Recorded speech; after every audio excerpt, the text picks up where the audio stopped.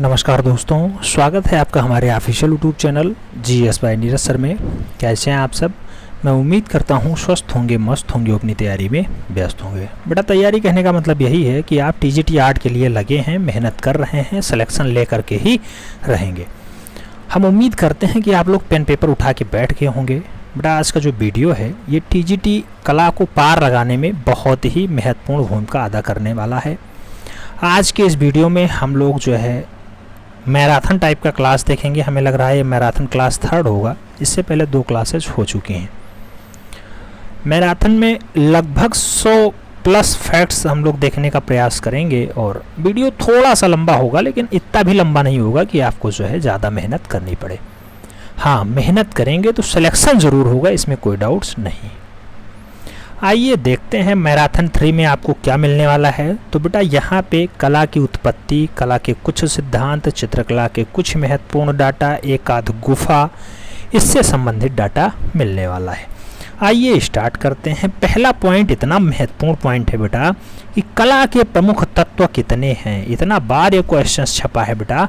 कला के जो मुख्य तत्व माने जाते हैं वो 6 तत्व माने जाते हैं। 6 तत्व कौन कौन से हैं? तो रेखा, आकार, वर्ण, तान, पोत, अंतराल। तो रेखा, आकार, वर्ण, तान, पोत, अंतराल, ये 6 तत्व माने जाते हैं। भारतीय चित्रकला की विशेषता क्या है ये पूछा जाता है बेटा। तो इसकी विशेषता रेखा प्रधान है। रेखाएं इसकी खास विशेषता प्रकट करती हैं, ये आपको याद रखना होगा। रेखाएं कितनी प्रकार की होती हैं? क्वेश्चन छप सकता है। तो 2 प्रकार की रेखाएं होती हैं। किसी बिंदु से एक ही दिशा में खींची गई रेखा को सरल रेखा कहते हैं, जबकि स्थिरता के प्रभाव को कौन सी रेखा दर्शाती है बेटा? तो स्थिरता के प्रभाव को क्षैतिज रेखा दर्शाने का प्रयास करती है। क्षैतिज रेखा ऐसा काम करती है। आगे बात करते हैं। तो कहा जाता है कि कला में सबसे प्राचीन तत्व क्या होता है? क्वेश्चन छप चुका है बेटा। जो लोग हल्के में लेंगे वो थोड़ा सा अपने साथ चूक करेंगे।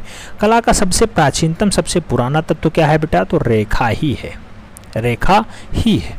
अच्छा, एक बार ये क्वेश्चन छप चुका है कि कला किस भाषा का शब्द है। तो अगर ये पूछा जाए कि कला किस भाषा का शब्द है तो इसे लगाना है संस्कृत भाषा का शब्द है बेटा, संस्कृत भाषा का। ठीक है। रेखा के 2 भेद कौन कौन से हैं? तो सरल और वक्र रेखाएं, ये दोनों इसके प्रकार होते हैं। आगे बात करते हैं। तो पूछा जाता है कि क्षितिज के समानांतर खींची गई रेखा क्या कहलाती है? तो क्षितिज के समानांतर जो रेखा खींची जाती है उसे हम लोग क्षैतिज रेखा के नाम से जानते हैं। क्षैतिज रेखा के नाम से जानते हैं। बहुत सारे कथन बहुत बार पूछे जाते हैं, आप जानते होंगे। जैसे कहा जाता है कला अनुकरण है। यह कथन किसका है? तो इसे अरस्तु साहब ने दिया है। अरस्तु कला अनुकरण है। जबकि कला सत्य की अनुकृति है, किसने कहा है? तो इसे प्लेटो ने कहा है। प्लेटो ने। कला को मानव की वादिम वासनाओं का उभरा हुआ रूप किसने माना बेटा? तो ये फ्रायड साहब ने माना है। फ्रायड। तो ये सब कुछ कला दार्शनिक हैं, इन्हें भी देखना पड़ता है, याद रखना पड़ता है। आगे बात करते हैं। तो पूछा जाता है कि प्रवाही रेखा या प्रवाहमयी रेखा से कौन सा भाव प्रकट होता है बेटा? तो लावण्य और माधुर्य का भाव दिखाता है, यानी गति का भाव भी दर्शाया जाता है प्रवाही रेखाओं के द्वारा। आगे, यंत्रों द्वारा बनाए गए चित्रों की रेखाएं कैसी होती हैं? तो कोई यंत्र अगर चित्र बनाएगा बेटा तो वो कठोर बना पाएगा, ज़्यादा सरल सौम्य नहीं दर्शा पाता है। तो यंत्र के द्वारा बनाया गया चित्र मूल रूप से उसकी रेखा कैसी होती है? तो बहुत स्ट्रिक्ट होती हैं, बहुत हार्ड होती हैं, कठोर होती हैं। आगे बात करते हैं। तो पूछा जाता है वह वस्तु जिसका निश्चित आकार और वर्ण हो उसे क्या कहते हैं? तो वह वस्तु जिसका निश्चित आकार हो उसे रूप कहा जाएगा बेटा। ऐसी परिभाषा पूछा जा चुका है। रेखाओं का समुचित प्रयोग किस कलाओं में अत्यधिक महसूस होता है बेटा? तो रेखाओं का समुचित प्रयोग जो है मूल रूप से पूर्ववर्ती कला या फिर पूर्वी कला में ज़्यादा प्रयोग हुआ है। आप जानते हैं भारतीय कला रेखा प्रधान होती है। कला संस्कृत भाषा का शब्द है। कला में बहुत सारे जो है विभाजन आते हैं, बहुत सारे तथ्य आते हैं, जैसे कला अनुकरण है, अरस्तु साहब कहा करते थे। तो इन सबको भी याद रखना पड़ता है। वस्तु की आकृति को क्या कहा जाता है? तो बेटा, वस्तु की आकृति को रूप कहते हैं। आगे बात करें तो पूछा जाता है कि प्लेटो ने रूप को कितने भागों में बांटा है? तो प्लेटो के अनुसार, प्लेटो वही है बेटा कला सत्य की अनुकृति है जिनका कथन था, कला सत्य की अनुकृति है, वही प्लेटो साहब कला को दो भागों में बांटे हैं, एक कहते हैं सापेक्ष रूप है, दूसरा कहते हैं निरपेक्ष रूप है। तो एक सापेक्ष रूपी कला, एक दूसरा है निरपेक्ष रूपी कला, ये दोनों कथन है प्लेटो साहब के, दो भागों में बांटते हैं। आगे बात करते हैं, पूछा जाता है सापेक्ष रूप किसके अंतर्गत आता है बेटा, तो यथार्थ चित्रण सापेक्ष रूप के अंतर्गत आता है। और निरपेक्ष रूप में आकृतियां कैसी बनाई जाती हैं, तो निरपेक्ष रूप में अमूर्त रूप में जो है आकृतियां दर्शाई जाती हैं। आगे कहा जाता है चित्रकला में रूप के कितने भेद होते हैं बेटा, तो रूप के दो भेद होते हैं। चित्रकला में रूप के दो भेद हैं, रूप के दो भेद हैं, एक सक्रिय रूप होता है, दूसरा सहायक रूप होता है। तो ये दोनों टाइप्स हैं। आगे वर्ण किसे कहते हैं बेटा, तो प्रकाश का गुण ही वर्ण कहलाता है, प्रकाश का जो गुण है वही वर्ण कहलाता है। आगे बात करते हैं, कहा जाता है वर्णों को चित्रकारों की भाषा में क्या कहा जाता है, क्वेश्चन छप चुका है बेटा, ह्यू कहा जाता है, ह्यू। वर्ण को यानी प्रकाश को मूल रूप से चित्रकारी भाषा में क्या कहा जाता है बेटा, तो ह्यू कहा जाता है, ये भी आपको याद रखना होगा। विश्व स्तर पे जल रंग की खोज किसने की थी बेटा, तो विश्व स्तर पे जल रंग को या फिर वाष्प चित्रण को मूल रूप से किसने खोजा, तो पैल सैंड बाइक के द्वारा खोजा जाता है। तो जल रंग की खोज किसने की है विश्व स्तर पे, पाल सैंड बाइक के द्वारा खोजा जाता रहा है, खोजा जाता रहा है। आगे बात करते हैं, पूछा जाता है प्रकाश का कंपन किस रंग में होता है बेटा, तो प्रकाश का कंपन ज्यादा लाल और बैगनी रंगों में होता है।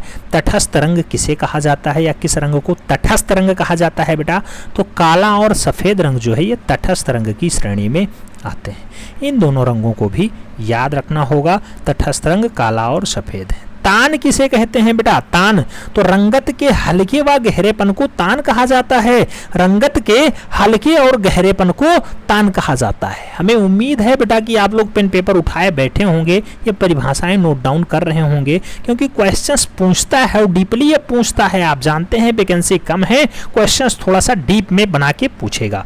आगे कहा जाता है सघनता किसका परिचायक होता है, तो सघनता शुद्धता का परिचायक होता है, सघनता बेटा सघनता शुद्धता का परिचायक होता है। आगे बात करते हैं, पूछा जाता है जर्मन विद्वान ओस्टवाल्ड ने रंगतों के कितने चक्र दिए हैं, तो बेटा जर्मन के वैज्ञानिक हैं, जर्मन के एक विचारक हैं, वो कहते हैं ओस्टवाल्ड नाम है, वो रंगतों के 8 चक्र बताते हैं। 8 चक्र इंपॉर्टेंट है, पूछे जा चुके हैं। जैसे प्राथमिक श्रेणी के रंग कौन कौन से हैं बेटा, तो लाल पीला नीला के श्रेणी में आते हैं। लाल पीला नीला, लाल पीला नीला, लाल पीला नीला मूल रूप से प्राथमिक श्रेणी में आते हैं। दो प्राथमिक रंगों की आपस में मिलने से क्या बनता है बेटा, द्वितीयक रंग बन जाता है। तो लाल पीला नीला यहाँ बताया जाता है प्राथमिक रंग, जबकि जब आप विज्ञान पढ़ते हैं तो लाल हरा नीला हो जाता है प्राथमिक रंग में। लाल हरा नीला विज्ञान में आता है, लाल पीला नीला मूल रूप से प्राथमिक श्रेणी के रंग आते हैं। आगे कहा जाता है आविल किस श्रेणी का रंग है बेटा, आविल मूल रूप से किस श्रेणी का रंग आता है, तो तृतीयक श्रेणी का आता है। रैसेट रंग बनता है, तो नारंगी और बैगनी मिला दो, रैसेट रंग तैयार हो जाएगा। आगे कहा जाता है काला रंग, काला रंग किसका प्रतीक होता है बेटा, तो विरोध का, अज्ञान का और अंधकार का प्रतीक काला रंग माना जाता है। विरोध का भी है, अंधकार का भी है, ज्ञान का भी है। आप देखते होंगे कोई नेता मंत्री विधायक आते हैं तो अगर उनका विरोध प्रदर्शित करना होता है तो आप काले रंग का झंडा दिखा सकते हैं या काला शर्ट पहन करके उसका विरोध प्रदर्शित कर सकते हैं, देखते होंगे लोग अक्सर करते हैं।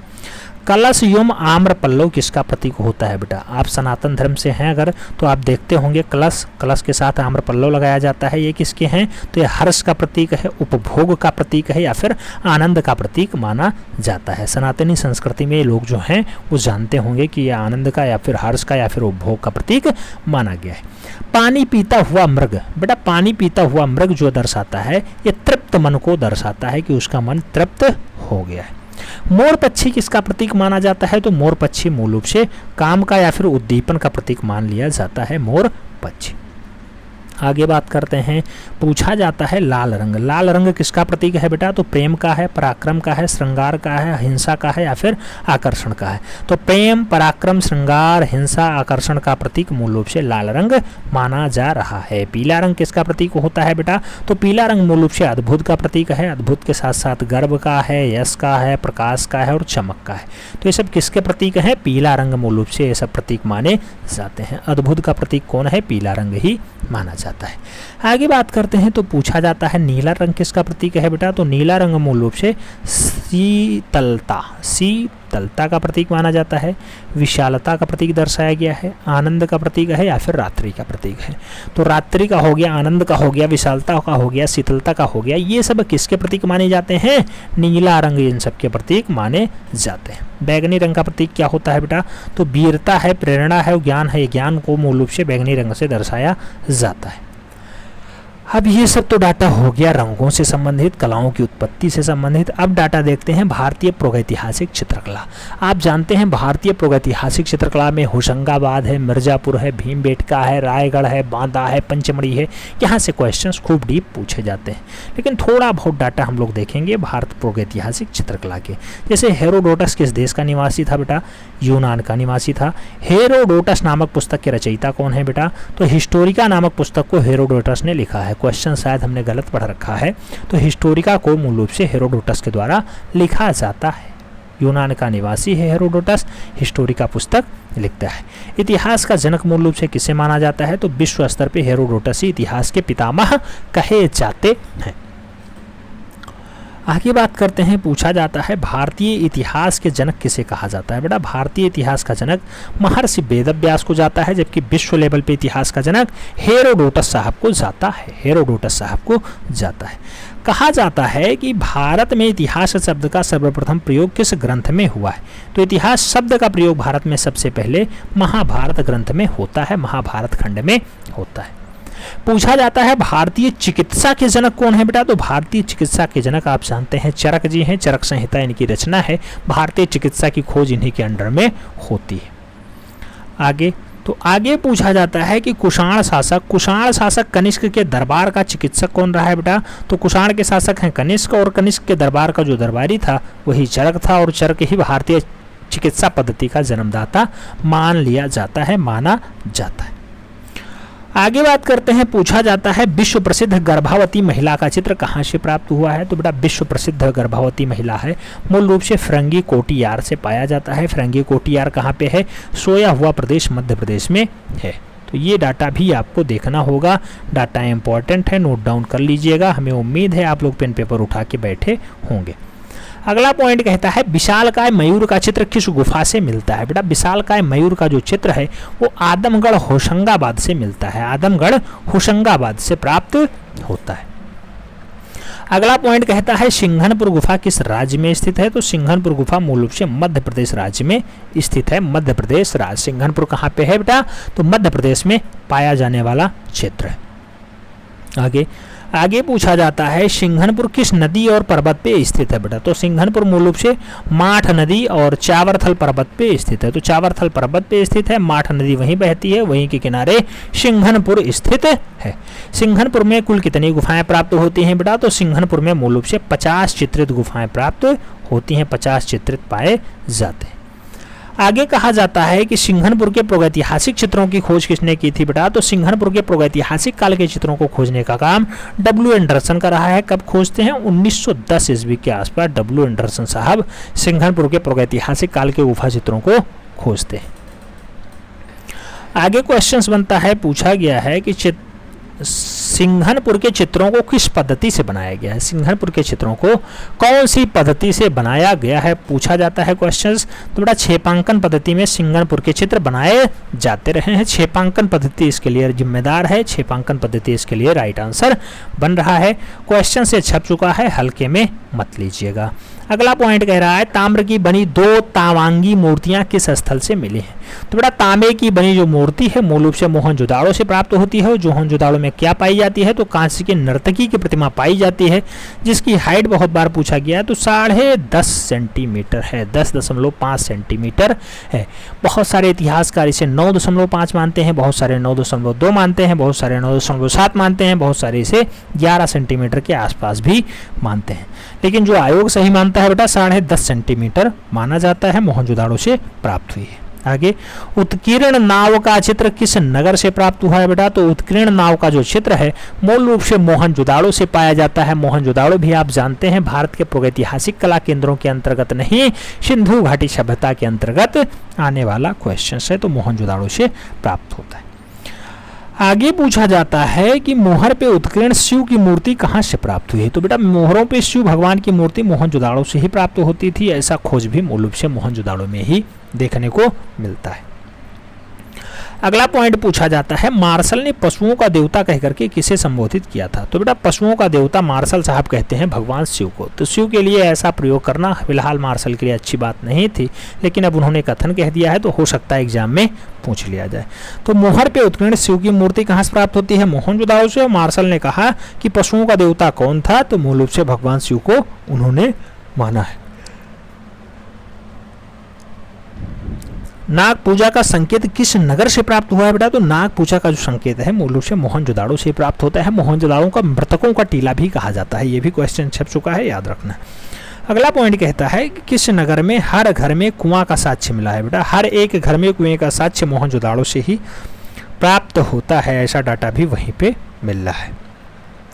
आगे पॉइंट कहा जाता है कुमुद वाले बैल की आकृति कहाँ से मिली है बेटा। तो कुमुद वाले बैल मूल रूप से कहाँ चित्रित है, तो कुमुद वाले बैल की आकृति भी मोहनजोदाड़ो से ही प्राप्त होती है। मोहनजोदाड़ो यानी कि मृतकों का टीला।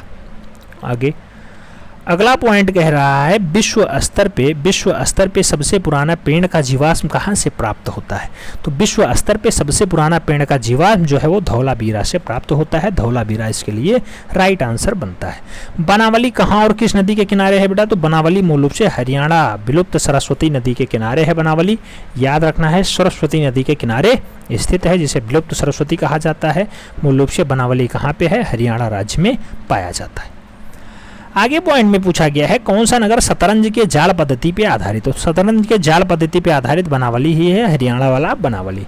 किस स्थल की सड़कें एक दूसरे को समकोण पे काटती हैं। तो वह कौन सा स्थल है जहाँ की सड़कें एक दूसरे को समकोण यानी 90 के काटती हैं बेटा।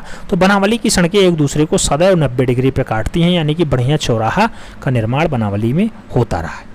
आगे बात करते हैं, पूछा जाता है टेराकोटा से बना हल कहाँ से प्राप्त हुआ है बेटा। तो टेराकोटा से बना हुआ मल यानी कि कुल मिलाकर के मिट्टी का हल कहाँ से प्राप्त हुआ है, तो भी बनावली हरियाणा से ही प्राप्त हुआ है।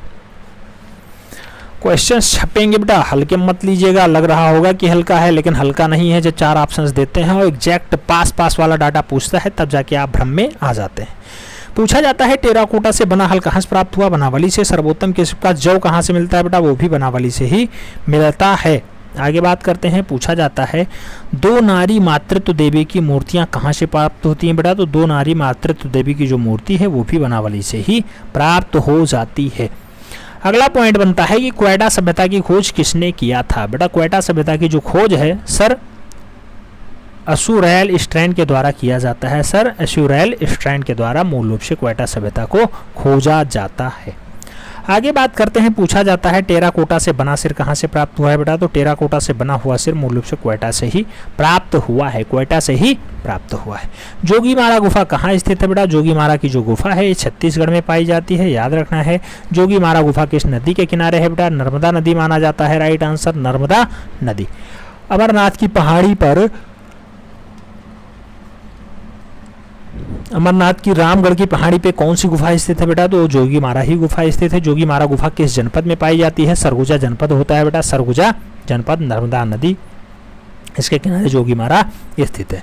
जोगीमारा गुफा किस काल में बनाई गई है बेटा। तो मौर्य काल की बनी हुई अच्छी डाटा माना जाता है। 300 ईसा पूर्व का यह डाटा है जोगीमारा गुफा। सीता बेगड़ा को किस नाम से जाना जाता है बेटा। तो सीता बेगड़ा एशिया की सबसे पुरानी नाट्यशाला है, थिएटर है, तो इसे नाट्यशाला के नाम से ही वसीभूत किया जाएगा, नाट्यशाला के नाम से ही पुकारा जाएगा। आगे जोगीमारा की लंबाई चौड़ाई ऊंचाई पूछ लिया गया बेटा। तो जोगीमारा की लंबाई 10 फुट है, चौड़ाई 6 फुट है और जो है ऊंचाई 6 फुट है। तो 10-6-6 के आकार में मूल रूप से जोगीमारा गुफा फैली हुई है नर्मदा के किनारे। भारत में भित्ति चित्रण की शुरुआत किस गुफा से माना जाता है बेटा। स्टार लगाइएगा, इसके ऊपर बहुत बार छपा है क्वेश्चन। भित्ति चित्रण का शुरुआत मूल रूप से जोगीमारा की गुफा से ही पाया जाता है, जोगीमारा की गुफा से ही पाया जाता है। किस गुफा के संपूर्ण चित्र छतों पे बने हैं बेटा। ज़्यादा से ज़्यादा चित्रण मूल रूप से जोगीमारा की गुफा के छतों पे बनाए गए हैं। अगला पॉइंट कहता है फ्यूयान की पुस्तक का नाम क्या है बेटा। तो फो क्यू की मूल रूप से फाहियान की पुस्तक का नाम है, याद रखना होगा। और हुएनसांग की पुस्तक का क्या नाम है, सी क्यू की किसकी पुस्तक है, हुएनसांग की। आगे कहा जाता है अशोक के स्तंभों पे ओपदार पालिश लगाया गया, वह किस देश का नकल था बेटा? तो वो मूल रूप से ईरान देश का नकल माना जाता है, जिसपे ओपदार पालिश लगाया गया है अशोक के स्तंभों पे। ईरान देश का नकल माना जाता है। आगे कहा जाता है कि फाहियान के अनुसार अशोक के स्तंभों की संख्या कितनी रही है बेटा? तो फाहियान के अकॉर्डिंग अशोक के स्तंभों की संख्या 6 बताई जाती है, जबकि ह्वेनसांग ने अशोक के स्तंभों की संख्या कितनी बताई है? तो बेटा ह्वेनसांग के अनुसार 15 बताए जाते हैं। आगे पॉइंट में कहा जाता है कि संकासे या फिर संकिसा स्तंभ कहाँ स्थित है बेटा? तो यूपी का एटा जिला है, बसंतपुर स्थान है, वहीं पे संकासे या फिर संकसा स्तंभ पाया जाता है। आगे बात करते हैं, पूछा गया संकसा या फिर संकासे स्तंभ की खोज किसने की है बेटा? तो ये भी ह्वेनसांग के द्वारा किया जाता है। ये भी डाटा आपको याद रखना होगा, तब जाके काम बन पाएगा। पूछा जाता है संकिसा स्तंभ की ऊंचाई कितनी है बेटा? तो 70 फुट ऊंचा है संकिसा स्तंभ। ये भी डाटा आपको याद रखना होगा। अमरावती स्तूप के बारे में पूछा जाता है। अमरावती स्तूप कहाँ स्थित है? बेटा? तो गुंटूर जिला आंध्र प्रदेश में मूल रूप से अमरावती स्तूप पाया जाता। अमरावती स्तूप किस नदी के तट पे स्थित है बेटा? तो अमरावती का स्तूप जो है मूल से कृष्णा नदी माना जाता है कि कृष्णा नदी के किनारे स्थित है। कृष्णा नदी बताया जाता है कि अमरावती पाया जाता है कृष्णा नदी के किनारे। जबकि आप जानते हैं कि आंध्र प्रदेश वाला बेल्ट होता है, आप जानते हैं बेटा, और ये ऊपरी वाला विजयवाड़ा के आसपास से लगभग निकलती है कृष्णा नदी। तो कृष्णा नदी इसका राइट आंसर बन जा रहा है, एकदम सही बैठ रहा है। तो कृष्णा नदी मूल रूप से अमरावती स्तूप किस नदी के किनारे है बेटा? जो है कृष्णा नदी के किनारे है, एकदम सही बैठता है। ठीक है। आगे पूछा जाता है कि मूल रूप से अमरावती स्तूप का प्राचीन नाम क्या रहा है? तो धान्य कट्टक या फिर धान के कट्टक, कई जगह कई टाइप का नाम है, लेकिन धान्य है तो धान्य कट्टक मूल रूप से अमरावती स्तूप का पुराना नाम है। अमरावती स्तूप की खोज किसने की थी बेटा? तो कार्ल मैकांजी ने 1797 ईस्वी में अमरावती स्तूप को खोजा था। अमरावती स्तूप का निर्माण किसके शासनकाल में हुआ है बेटा? तो अशोक और सातवाहन काल के समय मूल रूप से अमरावती स्तूप बनता है। किस स्तूप के निर्माण में संगमरमर का प्रयोग किया गया था बेटा? संगमरमर का प्रयोग जो है अमरावती स्तूप में ही सबसे अधिक होता है। आगे बात करते हैं, तो आगे पूछा जाता है कि सातवाहन शासक का नाम बताइए बेटा। सातवाहन शासक का नाम क्या है? वशिष्ठपुत्र पुल्लीमावी मूल रूप से सातवाहन शासक हैं। तो कुल मिलाकर के हम लोगों ने इतना डाटा आज के वीडियो में पढ़ा है। ये महामैराथन 3 आपको कैसी लगी कमेंट के माध्यम से ज़रूर बताइएगा। हमें उम्मीद है आपको कुछ ना कुछ प्रभावित करेगी। मिलते हैं नेक्स्ट वीडियो में, तब तक के लिए जय हिंद।